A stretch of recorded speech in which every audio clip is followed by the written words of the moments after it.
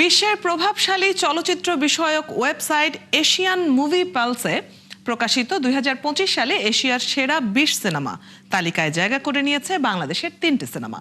তালিকার 5 নম্বরে রয়েছে মেহেদী হাসান পরিচালিত বালুর নগরীতে, 17 নম্বরে সৌমিত্র দস্তিদারের জুলাই 36 রাষ্ট্র বনাম নাগরিক এবং 19 নম্বরে নুহাস হুমায়ুনের অ্যান্থোলজি 200।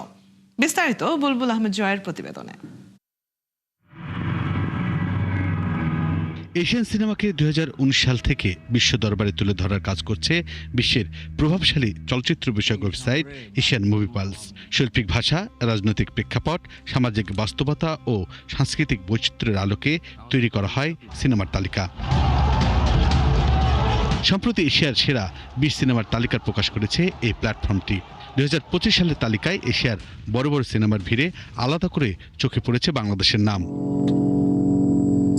এই তালিকায় 5 নম্বরে জায়গা করে নিয়েছে মেহেদী হাসান পরিচালিত বাংলাদেশের সিনেমা বালুর নগরীতে। একটি ছোট পরিসরের আর্ট হাউস গল্পে শহরের নিঃসঙ্গতা ও অদ্ভুত আবিষ্কারের মাধ্যমে দর্শককে নিয়ে যায় ভিন্ন জগতে। কার্লোপি ফেরি চলচ্চিত্র উৎসবে ওয়ার্ল্ড প্রিমিয়ার ও গ্র্যান্ড জুরি পুরস্কার, আন্তর্জাতিক স্বীকৃতিও পেয়েছে সিনেমাটি।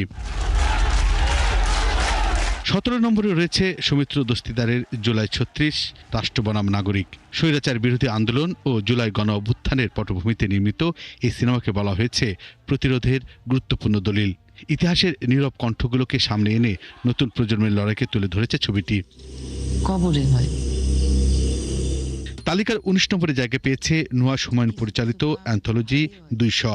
মানুষের অন্তর্গত ভয়, লালসা আর ক্রোধকে হররের ভাষায় তুলে ধরা এই কাজকে বলা হয়েছে প্রশংসনীয় অ্যান্থোলজি। বুলবুল আহমেদ জয়, 71, ঢাকা।